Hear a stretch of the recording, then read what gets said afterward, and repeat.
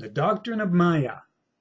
The doctrine of Maya asserts the whole world and cosmic creation, subjective and objective, is illusory, and that mind is the sole reality. The objects of our senses, our bodily apparatus, our mental cognitions, inferences, generalizations, and deductions are but phantasmorgia. Though men of sense classify and give fanciful Latin and Greek names to various forms of matter, organic and inorganic, matter itself has no true existence.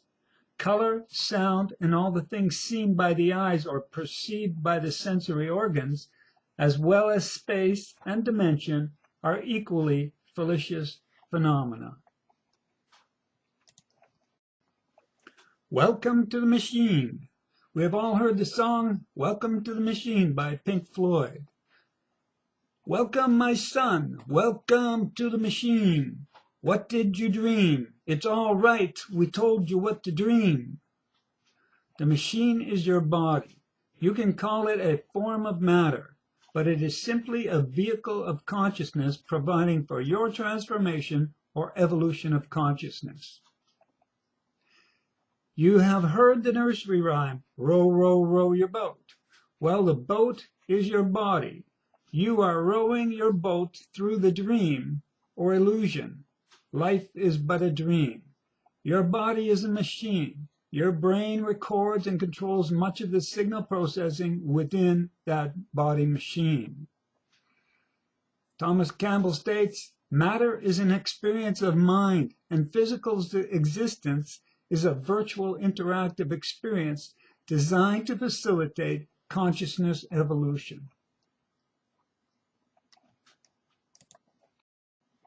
In this life, I am Ted Fish, a computer guy and teacher, father of 3 and ex-husband to 3. In my next life, I will be someone else, a life so chosen so that I may raise my consciousness and carry on with the journey along the long and winding road, the journey we all take. Joseph Campbell calls it the hero's journey. Roger Hodgson sings, can you hear what I'm saying? Can you see the parts that I'm playing? Holy man, rocker man, come on Queenie, Joker man, Spider man, blue-eyed meanie. It is an illusion, Maya, holograph, hallucination, or a dream. Call it what you will, but it is not real, and we are given certain roles to play. Holy man, rocker man, come on Queenie, Joker man, Spider man, blue-eyed meanie, that will forward our evolutionary progress. Every day is Halloween. Cosmic Halloween, the human costume. We wear a mask every day. There are traditions in every culture for dressing up, wearing costumes, and disguising oneself. This is a metaphor for Maya or illusion. Maya is the veil that descends that differentiates us from our source. So in a sense, our whole human existence is like wearing a costume. When we dress up or disguise ourselves, we have a direct experience of Maya. We may not recognize the person looking back out from a mirror, but it doesn't change who you are underneath the costume. It is only because we are embodied, i.e. wear the human costume, that we are able to reflect back to our own divinity. It's a complete paradox. How the brain works. The brain records sensations of experiences and observations, which the senses convey to it. Such sensations are mistaken for thinking and knowing. Sensation arising from electrical motion is purely automatic. The mistake in assuming that the brain thinks and knows is due to the fact that man believes himself to be thinking when he is only sensing. Man also believes that he is acquiring knowledge through sensed observation of sensed effect, when he is but recording electrical sensations which inform him as to the nature of things observed by his senses. The body is a patterned machine designed to do many things. Electric motivation through nerve wires determines each movement. When such sensations act in unison with his conscious awareness of the light, which centers him as person, he is then thinking as well as sensing. There is an easy experiment you can do at home to determine if reality exists or if it only exists as sensed and recorded in your brain. Close your eyes. Do you see anything unless they are open and the electrical signals are processed by your brain? You cannot see a thing. It is that easy. Your brain interprets the electrical signals related to any of the 5 senses and provides you with electrical signals of what you see, hear, taste, touch, and so on. The knowledge of the material world will not help you to acquire the hidden power. Earthly knowledge is but useful for a few tens of years, after which it has little value to you. Until that transformation takes place, man is without knowledge, no matter to what extent his senses may have informed him, for information is not knowledge. A man may be a veritable encyclopedia of information. He may have earned many college degrees for being well informed, and yet be without sufficient knowledge to create anything. Electrically vibrating bodies cannot know anything but can sense everything. Conscious mind cannot sense anything but can know everything. Consciousness is static. Sensation is dynamic. That which you can see, you cannot know. That which you can know, you cannot see. Walter Russell. Goldilocks. The fairy tale of Goldilocks will provide a great illustration as it contains some great esoteric knowledge. Goldilocks entered the cabin of the 3 bears, and she went through the tale choosing a bowl of porridge, a chair, and a bed. In each case, there were 3 choices: too hot, too cold, and just right; too big, too small, and just right; too soft, too hard, and just right. This fairy tale is indicative of your reality. It is just right for your skill set, the tools which you have been given to interpret your reality, your brain and your senses, to name a couple. If you lived on Venus, a future destination, you would have a different form or body, and a different skill set that would make Venus just right. As a human, Venus would be too hot. As we evolve, our consciousness, and therefore our form, must logically evolve. Along comes Mary, Maya, Satan in the Bible. It should not be imagined that the truth about Maya was understood by only the rishis. The Old Testament prophet called Maya by the name Satan, in Hebrew the adversary. The Greek Testament, as an equivalent for Satan, uses diabolos or devil. Satan or Maya is the cosmic magician who produces multiplicity of forms to hide the one formless verity in God's plan and play, which is called Lila. The sole function of Satan or Maya is to attempt to divert man from spirit to matter, from reality to unreality. Christ describes Maya picturesquely as a devil, a murderer, and a liar. Yogananda. In John 8:44, it states, You are of the father the devil, and the lust of your father ye will do. He was a murderer from the beginning, and abode not in the truth, because there is no truth in him. When he speaketh a lie, he speaketh of his own, for he is a liar, and the father of it. Maya, Mary, the sea, a great illusion symbolically. The code of phonetic laws has now become a universal solvent for every identification and connection between the gods of many nations. Thus, the mother of Mercury, Buddha, Thoth, Hermes, etc., was Maya, M-A-I-A. The mother of Buddha, Gautama, also Maya, M-A-Y-A. And the mother of Jesus, likewise Maya, illusion, for Mary is Mare, M-A-R-E, the sea, the great illusion symbolically. And if one illusion does not help another illusion of the same kind to study and recognize the true nature of self, then I fear very few of us will ever get out from the clutches of Maya. By H.P. Blavatsky. Blavatsky is pointing out that you yourself are an illusion, and your friend beside you is an illusion. We are energy vortices containing like groups of atoms. Quantum physics. Marilyn Ferguson states, a rose is only a rose because man sees it as such. Without him, it would only be a pattern of energy vortices. Robert Ornstein states, the senses routinely perform two miracles. The brain's transformation of the various forms of physical energy from the external world, light, sound, vibrations of chemical molecules, into electrical signals in the brain. This process is called transduction. The eye transduces light, the ear transduces sound, the nose transduces gaseous molecules. The billions of electrical expositions of chemical secretions of neural firing become trees and cakes, silverfish and laughter, the conscious world of human experience. Raynard Johnson states, cathedrals and primroses, works of art and works of steel. What a world the mind has constructed from the electrical storms in a few cubic centimeters of gray matter.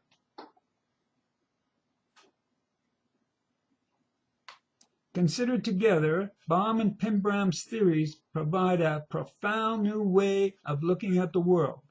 Our brains mathematically construct objective reality by interpreting frequencies that are ultimately projections from another dimension, a deeper order of existence that is beyond both space and time. The brain is a hologram enfolded in a holographic universe. Where is the universe? Language and custom say that it is outside us, that it is out there. But a smattering of scientists know that this cannot be so, that in fact everything occurs strictly within our heads. Robert Lanza, from Beyond Biocentrism. The universe is only consciousness, and presents only an evolution of consciousness, from beginning to end, which is the return to its cause. And Schwaller de Lubitz. Sir John Eccles, a neurologist and Nobel laureate, declared, I want you to realize that there exists no color in the natural world, and no sound, nothing of this kind, no textures, no patterns, no beauty, no scent. What Eccles means is that all the qualities of nature, from the luxurious scent of a rose to the sting of a wasp and the taste of honey, is produced by human beings. The conscious mind is crucially involved in establishing what is real. That which reaches our senses is, at best, a confusion of phantasmal energies. Not sights, not sounds, or any of the coherent qualities that we project outward onto the physical world. The universe as we know it is built and experienced entirely within our heads. David Darling. John Stuart Reid adds, shape is a fundamental response to vibration, and it is ultimately vibration that shapes all matter in our universe. Blavatsky states, atoms are called vibrations in occultism. It is but a change from external vibration in the unmanifested world to vertical motion in the phenomenal or manifested world. Perhaps reality is made up of an infinite series of energy vortices. In our secret doctrine, it is not a conatus, but a change from external vibration in the unmanifested to vertical motion in the phenomenal or manifested world. Even the human body is now known to be an illusion, for if all the empty spaces are removed from it, and all that is left is gathered up, its total mass is no larger than a drop of water. The forces of light, gravity, and sound shape this teaspoon of chemicals into the wondrous vessels that are man and woman. Even inside our very own bodies exist whole levels of existence beyond our conscious perception. How spinning vortices combine to give the illusion of solid matter. The idea of different worlds at various levels of vibration is now gaining acceptance in quantum physics. Freddie Silva. Shadows on the wall. In other words, this reality or world is but a movie, which flickers at such an incredible rate you do not see through the illusion. This is a simulator, a shadow of a greater reality. Plato's allegory of the cave describes our reality. These other realities, dimensions, and realms are actually higher spiritual realities or dimensions. Our physical world is but a lower shadow of a higher spiritual reality. There are many spiritual realms, one higher than the next. John DeSalvo. There is nothing outside of us as we imagine. It seems to us that there are worlds, our world outside of us. This is not true. It is an illusion, and so it is with everything else that we imagine. Everything is actually a product of our imagination. We, as the scientists have proven, see an inverted image which is then reinterpreted by our brain. It is the same with our inverted vision that causes us to see everything outside of us, while actually it is all inside of us. It is just my impression that makes me think that the world is outside of me. Michael Laitman.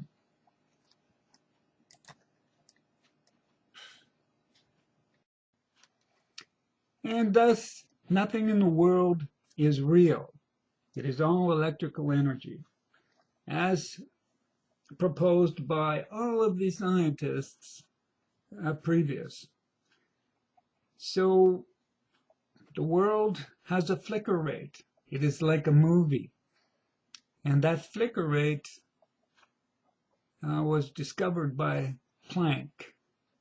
In 1900, Planck discovered what is known as Planck's constant, the indivisible constant, this smallest unit of energy. Planck hypothesized the existence of a constant, now known as Planck's constant, or h, which links a wave or a particle's frequency with its total energy. Today we know that h equals 6.6262 times 10 to the 34th power joule second. The concepts of location, velocity, and even existence itself blur at the atomic and subatomic level.